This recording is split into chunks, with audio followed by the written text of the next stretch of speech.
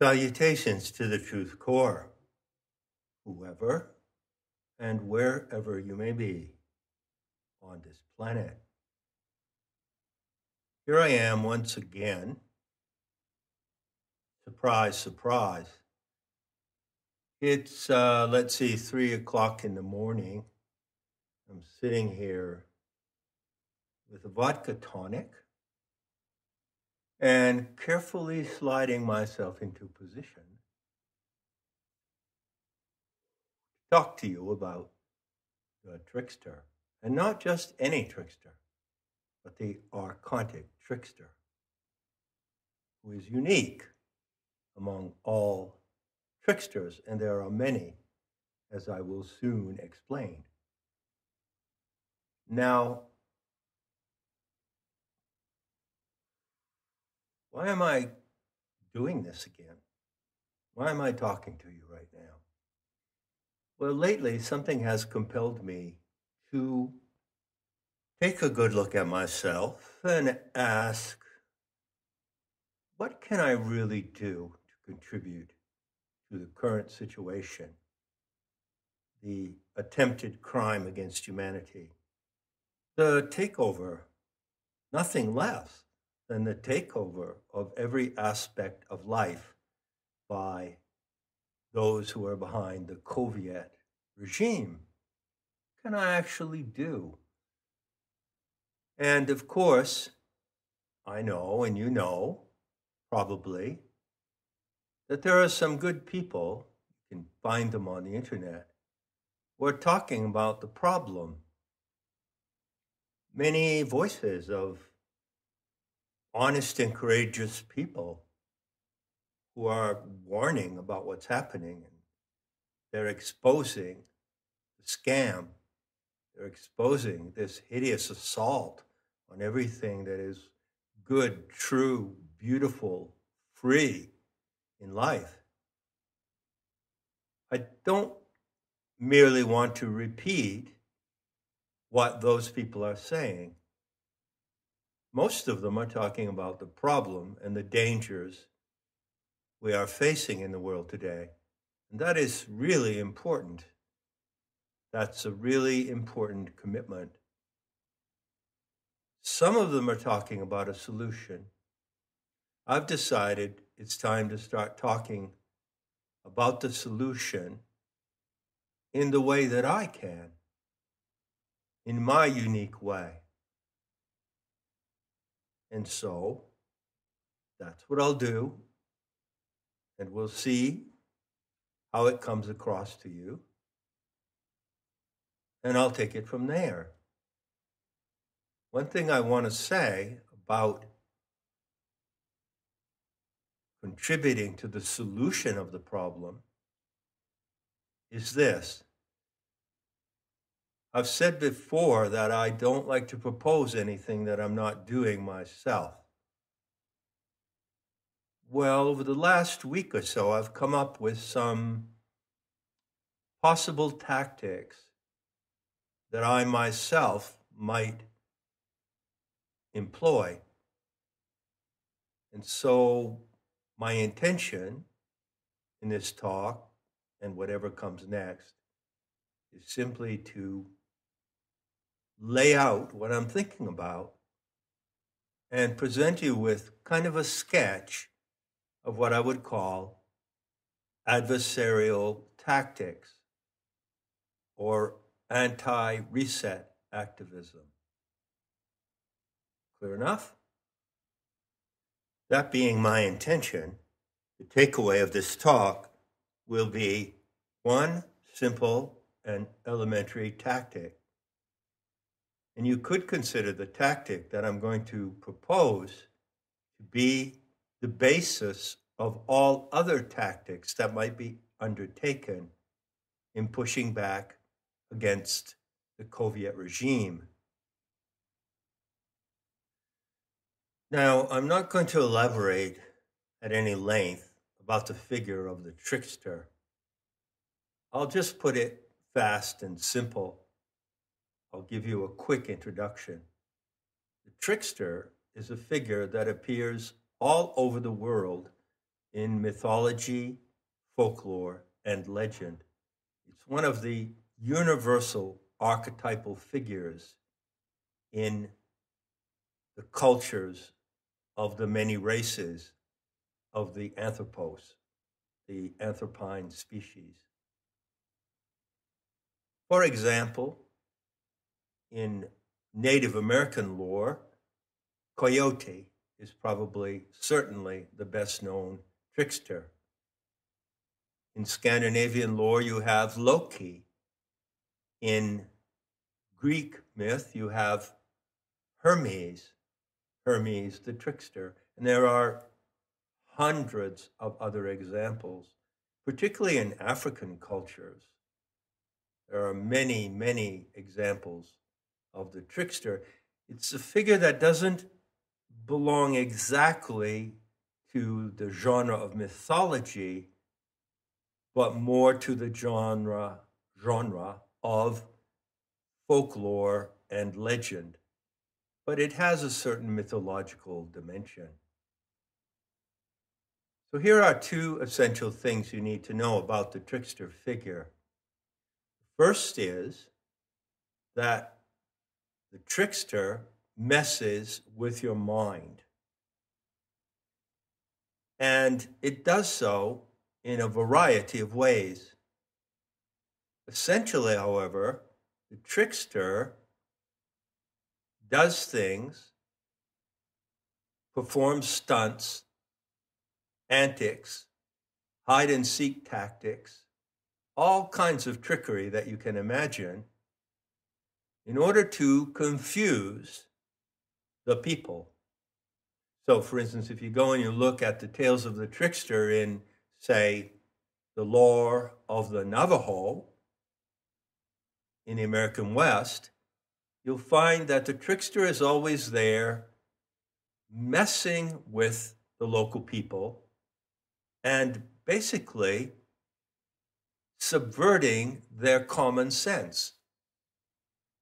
So the trickster has this primary tactic to mess with your common sense. Therefore, the trickster does things that don't make sense.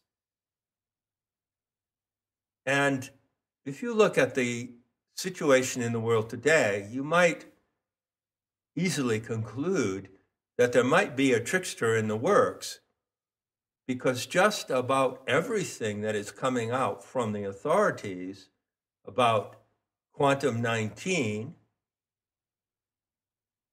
is confusing and contradictory. So you have there the evidence of the presence of the trickster in your life right now in real time. Second element in the tactics of the trickster is the supernatural or paranormal. The trickster is what is technically called in comparative mythology a liminal figure. Liminal means on the border of something. So the trickster actually often operates on the border of the supernatural or the paranormal. So additional to the way that the trickster messes around with common sense, it also messes around with the human perception and intuition of the paranormal or supernatural. That supernatural factor is always inherent in one place or another in stories about the trickster. Again, if you look at current events, you'll find that there is something like a supernatural factor at the center of the narrative of quantum 19. The microbial entity itself is something like a supernatural factor. It's paranormal, it's weird, it's mysterious. No one knows exactly how it works. No one knows even if it really exists. In fact, there is no scientific and medical evidence that it does exist, but it affects an influence nonetheless. So you see how this supernatural or paranormal element is present also in real-time events right now in the world. Finally, and this is really, really a key issue, I have to say that I have researched the figure of the trickster in considerable depth. Yeah, big surprise. What haven't I researched in considerable depth? Well, come to think of it, I haven't researched the sexual performance and behavior of identical twins. Now, I don't mean Siamese twins joined at the hip. I mean identical twins who might join me at the hip. I haven't had the opportunity to research that area in depth. Goddess knows I've thought about it. Now, where was I? Yes. And what I have concluded is quite remarkable. I've concluded that the profile of tricksters across the realm of world mythology, folklore, and legend is relatively consistent in this respect. The figure of the trickster never comes out as being evil or bad. It performs dirty tricks. Sometimes it acts obscenely. And it can also do harm or screw things up. But basically, it's not evil. But on the other hand, it's not good either. So the general profile of the trickster that I draw from my research leads me to the conclusion that the traditional trickster is amoral. However, I have detected one unique case of the trickster which is genuinely and profoundly evil. That is the Archontic Trickster.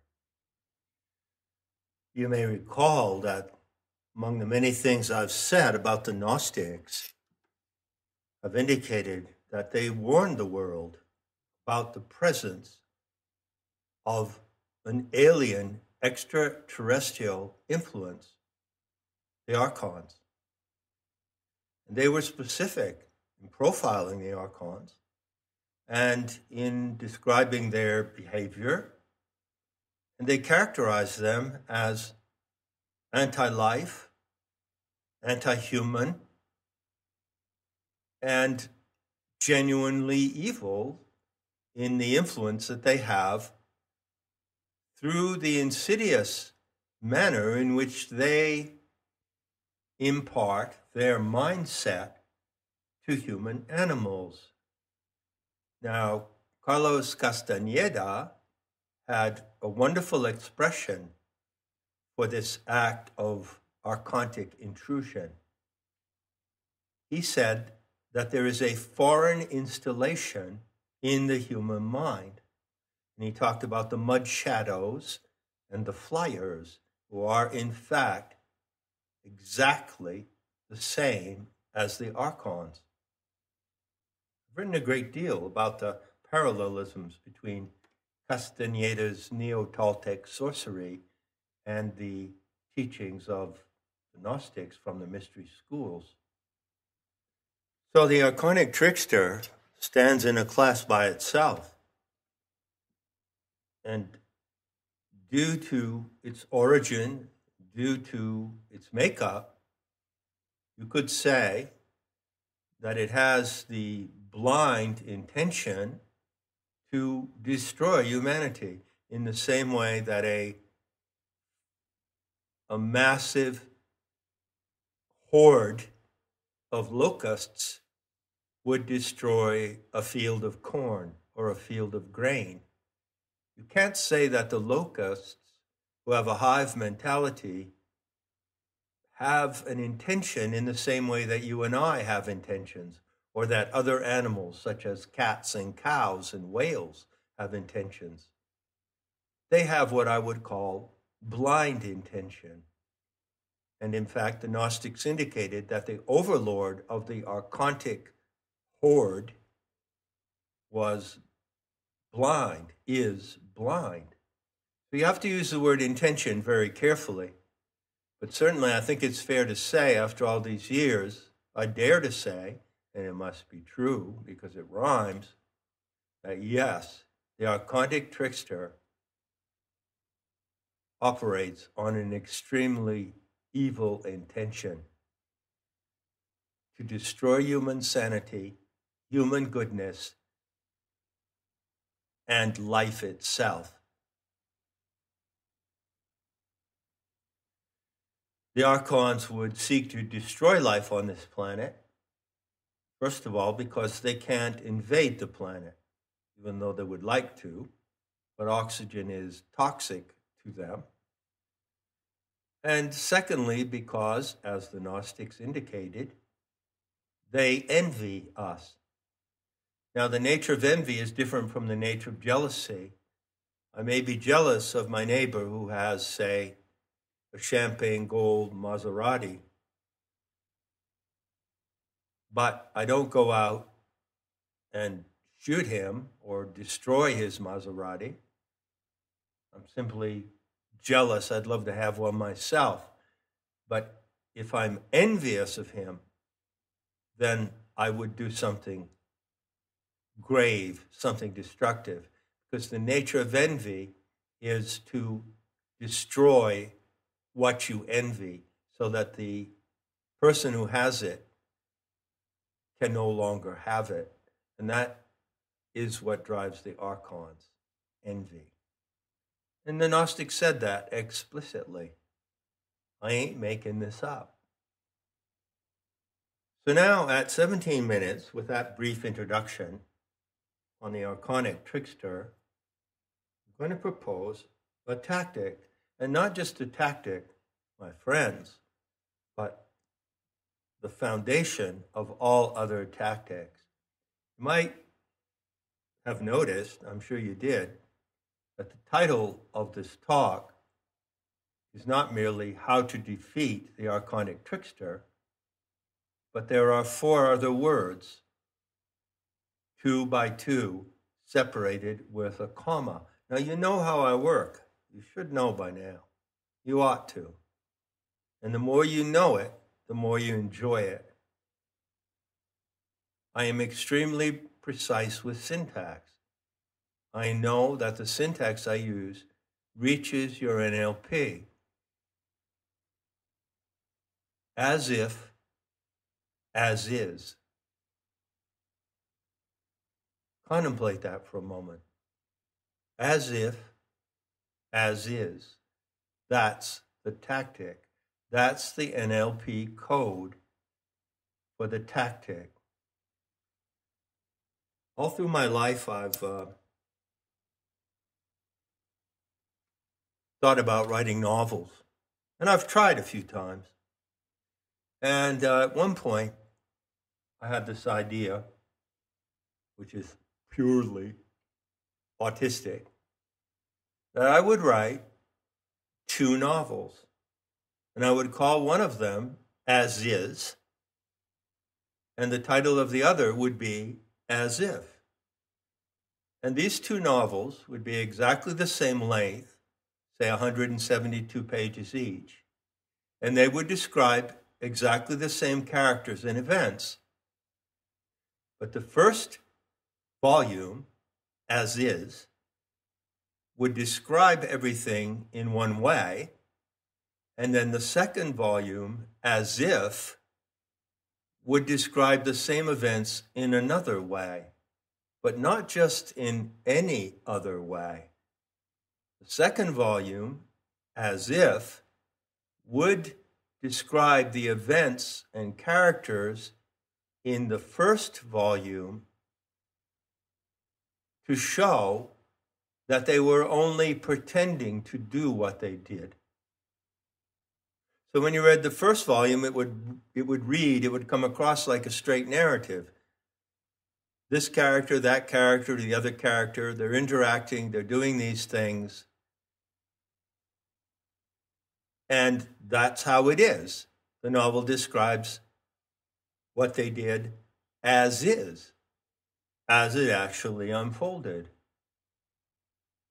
But the other novel would describe the same events in a way that showed that the events in the first novel were not what they appeared to be, due to the fact that the characters were only pretending to do what they did. I told you it was autistic. Now, this gets even better. And the opportunity for this tactic is so perfect that I could not resist telling you about it, explaining it to you, so that you can actually begin to use it. What triggered me recently, very recently, was something that happened in the UK. Now, you may have noticed that even though there's a pandemic going on, people are flopping over at the dinner table and dying in the streets massively, somehow it appears, oddly, mysteriously, that there isn't really any evidence of that. And consequently, the authorities, in their attempt to get the entire world to line up for the prick, are having a really hard time. So they're facing something that is now euphemistically called vaccine hesitancy. And so, in the UK, they are launching a huge, huge campaign to persuade the public to go and get the prick. And they are expending enormous millions of pounds on this. And airtime, press time in the newspapers, full-page ads. And get this, one of these ads recently advised the public. You know what that means? It means told them to obey in this language. They said, act as if you have it. You're being asked, you're being told to act as if you have it. They actually said that. When I saw that, I practically jumped out of my skin. I realized at that moment that the Archonic Trickster had overplayed its hand. And I said to myself, or myself said to me, can't remember exactly how it went, play that hand back to it right now. So, this is what you do. You play a double game. You act as if you are in compliance. You act as if you are concerned about the pandemic. You are deeply concerned about the public resistance to getting the prick. And you are totally on board with that program. So, you could say, for instance, I'm really concerned about what we can do, every single person, to end the pandemic. Because we want to get back to life. We want to get back to all those liberties, pleasures that we enjoy that make life worth living.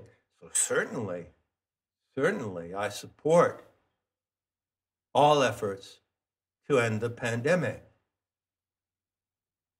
So you talk and you think as if You are supporting the authorities in their program to end the pandemic. However, the reference to pandemic in your mind is different from the reference it has according to the authorities. See, the authorities claim that there is a pandemic of a viral infection of a mysterious microbe. Correct? Fine. So you play along with that. But whenever you say or think the word pandemic, you don't think of it as is stated by the authorities. You think of it as if the pandemic was a plague of insanity.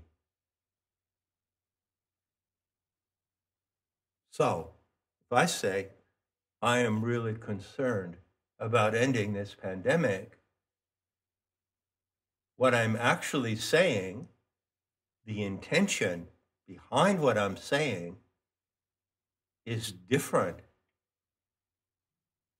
and contrary to the intention of those words interpreted according to the narrative of the authorities.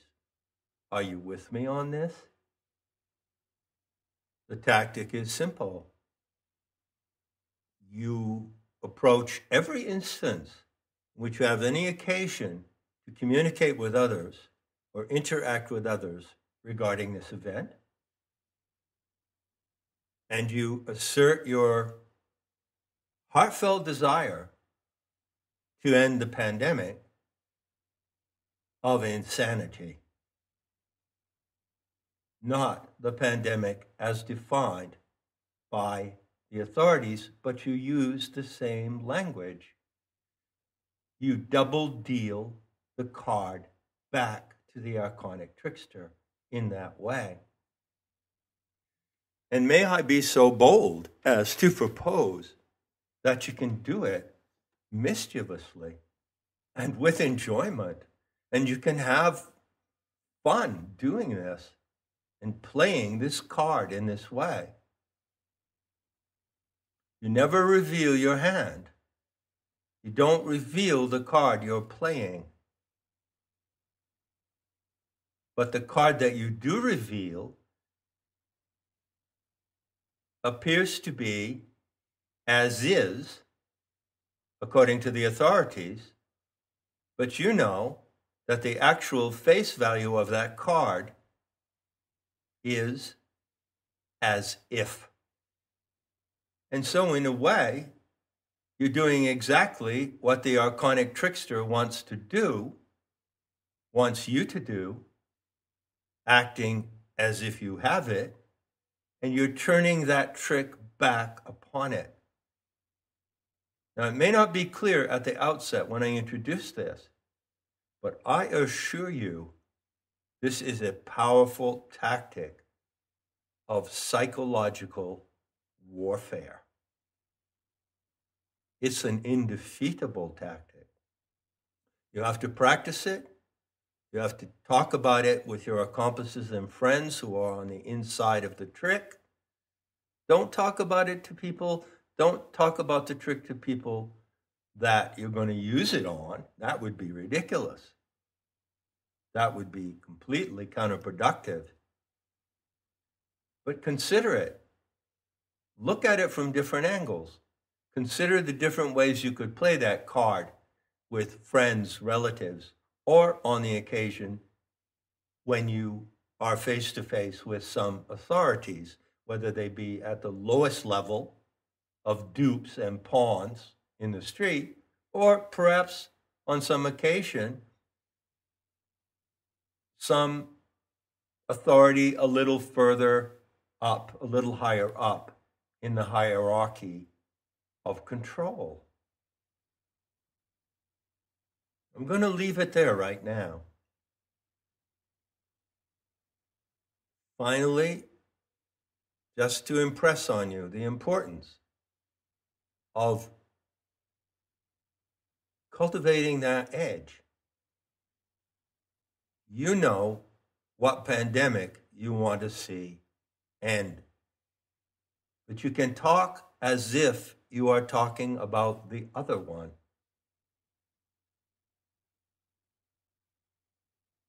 It's wild, isn't it? It's a bit mad, really. I have to say, I really love it.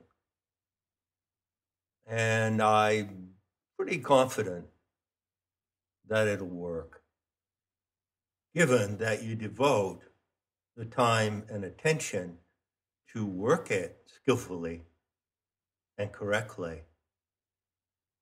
Enough said, and I'll be seeing you in the beauty